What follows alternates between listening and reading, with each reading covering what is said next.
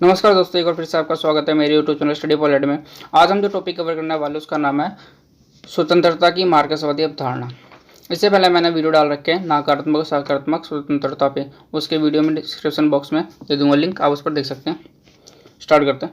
स्वतंत्रता की मार्क्सवादी अवधारणा उदारवादी स्वतंत्रता, नकारात्मक और सकारात्मक की व्यवहारिकता जिसने असमानता और शोषण को जन्म दिया के विरुद्ध प्रतिक्रिया के रूप में हमारे सामने आती है।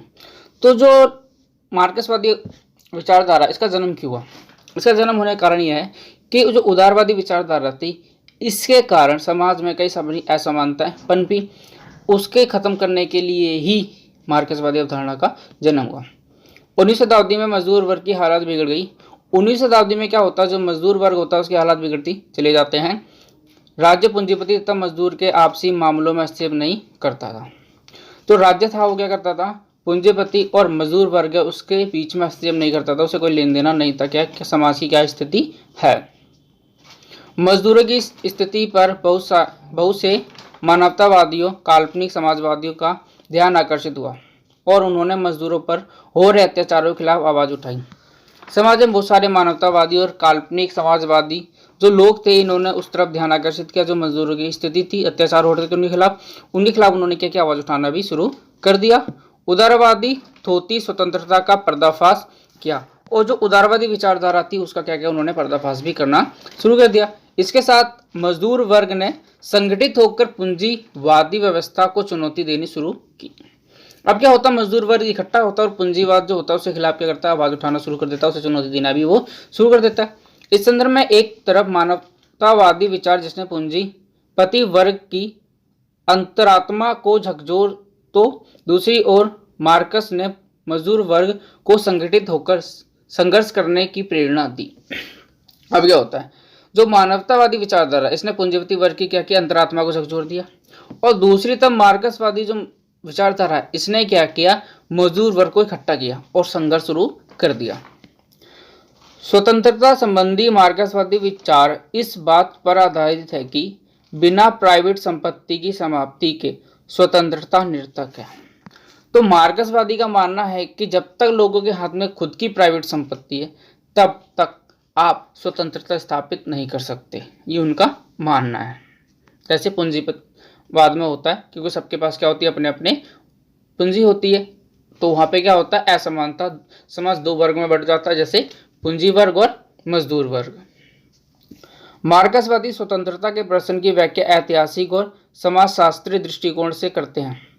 मानव सभ्यता के विकास के विभिन्न चरणों के विश्लेषण से यह स्पष्ट होता है कि आदिम युग से समाज के सभी सदस्य को स्वतंत्रता प्राप्त थी।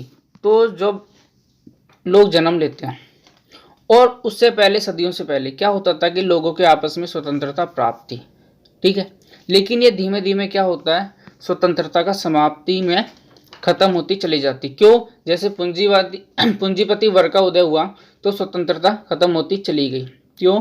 क्योंकि उसमें समाज को दो वर्गों में बांटना शुरू कर दिया, क्योंकि राज्य नाम की संस्था नहीं थी। और जैसे ही सृष्टि का जब निर्माण हुआ था, उसके बाद जब लोगों ने रहना शुरू कर दिया था, लोग पहले समुदाय में रहते थे, उस टाइम पर लोग राज्य जैसी कोई संस्था नहीं बनाते थे। क्यों? क्योंकि उन लोगों को आपसी जो मुद्दे होते, समस्याएं होती थी, वो आपसी में सुलझा लेते थे। तो उस टाइम पे राज्य जैसी कोई संस्था काम नहीं करती थी। उत्पादन के साधनों पर समूचे समाज का स्वामित्व था और जो भी उत्पादन होता था उसमें वो आपस में ही बांट लेते थे, एक दूसरे को दे दिया करते थे। कृषि और सामंत युग में निजी संपत्ति के अधिकार ने अपना अस्तित्व कायम किया। क्या होता है, कृषि और सामंती युग जब स्टार्ट होता है तो संपत्ति के अधिकार ने अपना अस्तित्व कायम किया। अब क्या होता है कि जो निजी संपत्ति है इसका अधिकार बढ़ना शुरू हो गया। कौन से युग में? सामंती युग में। साथ ही जन्म लिया आर्थिक आधार पर विभाजित वर्गों ने। अब क्या होता है, जैसे सामंती वर्ग आया और इसने संपत्ति पर एक अधिकार स्थापित करना शुरू कर दिया। अब समाज में क्या होता है, लोगों में विभाजन होता है आर्थिक आधार पर। एक शोषक वर्ग जिसके पास उत्पादन के साधन होते हैं, दूसरा शोषित वर्ग। एक तो हो जाएगा शोषक वर्ग जो दूसरे का क्या करेगा, शोषण करेगा, और एक हो जाएगा शोषित वर्ग जिसका क्या होगा, शोषण होगा। अतः इस प्रकार समाजशास्त्रीय दृष्टिकोण से मार्क्स और मार्क्सवादियों का कहना है कि किसी वर्ग समाज में स्वतंत्रता का आवरण तो हो सकता है, किंतु यथार्थ में स्वतंत्रता का उपभोग केवल शोषक वर्ग ही कर पाता है। तो मार्क्सवादियों का मानना है कि जो स्वतंत्रता का लाभ उठाने का काम करते हैं वो करते हैं सिर्फ शोषक वर्ग, जो दूसरों का क्या करते हैं, सिर्फ शोषण करते हैं। शोषित वर्ग के पास अवसर ही नहीं होते कि वे स्वतंत्रता का उपभोग कर सके, और जो शोषित वर्ग होता है उसके पास कोई अवसर ही नहीं होते कि वो अपनी स्वतंत्रता का लाभ ठीक से ले सके। यह बात सभी प्रकार के वर्ग समाजों पर लागू होती है, फिर चाहे वह दासता का युग हो अथवा सामंती युग हो। और ये व्यवस्था हर जगह लागू होती है। दासता जहाँ लोगों को दास बनाया जाता है, यूरोपवासियों ने लोगों को दास बनाने का काम शुरू किया था, गुलाम बनाते थे उनको। और सामंती युग, जहाँ इनके पास बहुत सारी संपत्ति होती थी इन लोगों के पास, सामंती युग में। यह पूंजीवादी समाज की क्यों ना हो। राज्य एक कृत्रिम संगठन है। तो राज्य क्या है, कृत्रिम संगठन। क्यों? क्योंकि लोगों के द्वारा ही बनाया गया है तथा शोषण का साधन है। और ये क्या हो चुका है, शोषण का साधन भी हो गया। ये मार्क्सवादियों का मानना है। यह पूंजीवादी व्यवस्था की रक्षा करता है।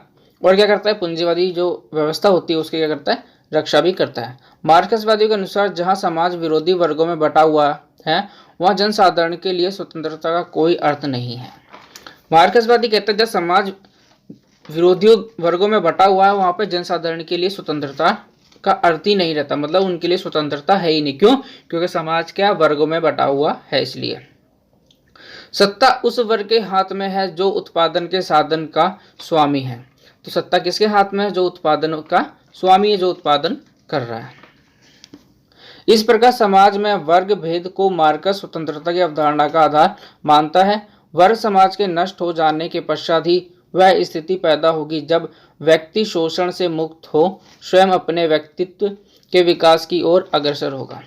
तो वो कहते हैं मार्क्सवादी कि जब समाज के अंदर वर्ग संघर्ष समाप्त होगा तब ही एक व्यक्ति अपनी जो शोषण से मुक्ति पा सकता है और उसका विकास भी हो सकता है, वो अवसर की स्वतंत्रता पा सकता है। मार्क्स ऐसे समाज की स्थापना का साधन क्रांति मानता है।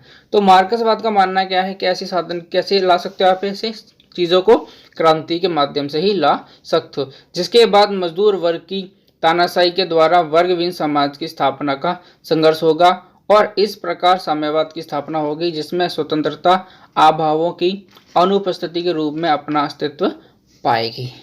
अब क्या होगा, जब आप क्रांति करोगे तो मजदूर वर्ग का शासन होगा, इसमें एक व्यवस्था स्थापित होगी जिसको कहते हैं साम्यवाद की स्थापना।